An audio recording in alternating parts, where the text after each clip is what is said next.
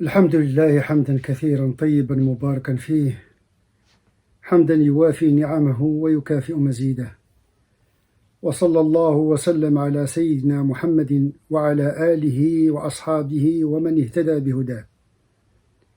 Nous avons abordé la dernière fois le jeûne en tant que pratique qui s'inscrit dans une démarche initiatique. Pour parler un langage soufi, le maître spirituel considère que toutes les pratiques, notamment cultuelles, s'inscrivent dans un programme qui vise à créer une proximité spirituelle entre le croyant et Dieu, Allah subhanahu wa ta'ala.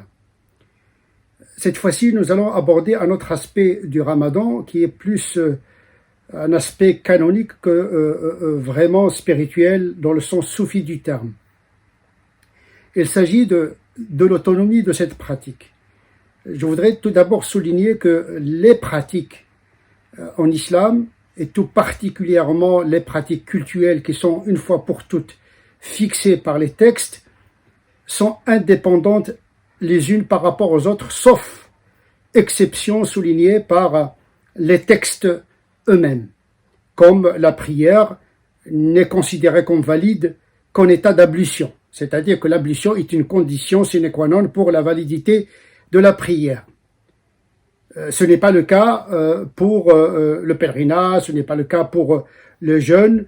Le jeûne est une pratique qui ne dépend d'aucune autre pratique. Le jeûne est défini selon cette définition minimaliste, consiste à s'abstenir de la nourriture et du rapport sexuel depuis l'aube jusqu'au coucher du soleil.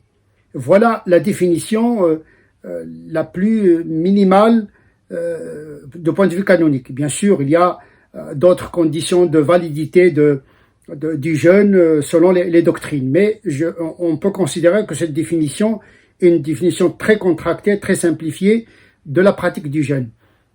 Donc il n'y a pas de facteur extrinsèque qui valide le jeûne, si ce n'est que l'abstinence.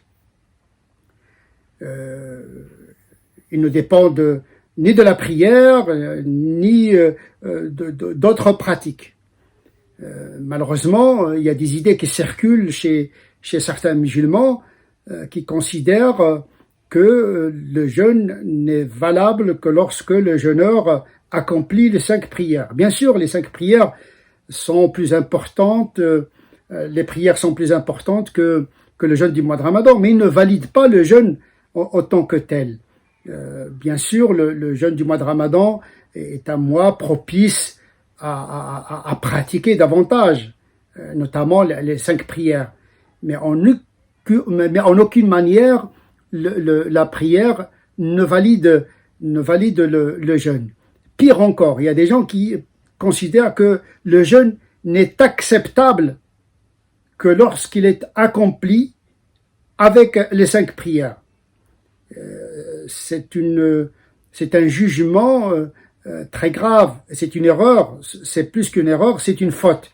D'abord, aucun savant de l'islam, notamment les canonistes, les fuqaha, ne parle de l'acceptation d'une pratique. C'est Dieu qui accepte ou pas les pratiques. Les canonistes parlent de la validité, on juge la forme, mais pas la question de l'acceptation d'une pratique, parce que ça revient à Dieu lui-même d'accepter ou pas. Il se peut qu'une pratique soit imparfaite et acceptée par Dieu. Il se peut qu'une pratique, à nos yeux, parfaite, mais qui n'est pas acceptée par Dieu, tellement il y a des facteurs intérieurs spirituels qui déterminent l'acceptation ou pas d'une pratique par Dieu. Donc on ne juge pas fondamentalement l'acceptation d'une pratique. Cependant, celui qui jeûne et qui ne fait pas ces 5 prières doit faire l'effort de commencer à avoir une certaine régularité dans la pratique des 5 prières, parce que c'est l'occasion jamais.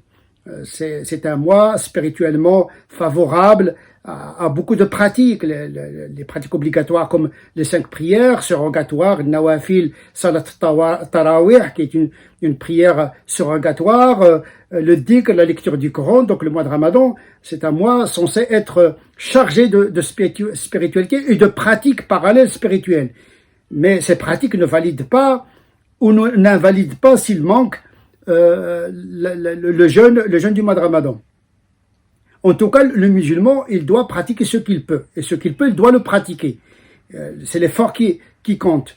Et donc, le jeûne doit être fait de manière autonome, mais c'est un mois qui est fait justement pour alléger le musulman des tentations, parce qu'il est dans un moment d'abstinence favorable à ces pratiques-là.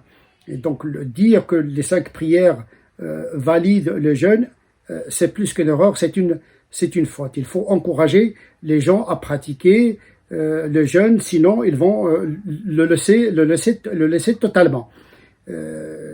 La question de l'acceptation, c'est autre chose. Le musulman doit faire l'effort. Toute pratique, y compris la pratique du jeûne, raison de plus, doit être accompagnée par 2 sentiments essentiels. Il y a le sentiment de la crainte de voir le jeûne non accepté par Dieu, et avec une grande espérance, grâce à la miséricorde de Dieu, d'être accepté, agréé par Dieu.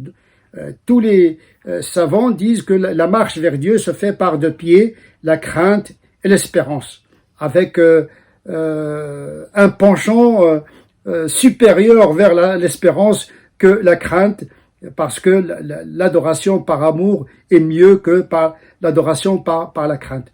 En tout cas, le musulman doit faire l'effort de se conformer le mieux possible aux prescriptions, d'essayer de commencer les 5 prières, mais dire que le jeûne n'est pas valide si on fait ceci, si on fait cela, si on fait la prière, si on ne fait pas la prière, tout ça, ce sont des ajouts qui risquent d'encombrer la pratique du jeûne, qui est déjà très difficile pour beaucoup de musulmans dans les temps qui courent et dans les moments de confinement que nous connaissons, et même après le déconfinement, il y aura beaucoup d'autres contraintes.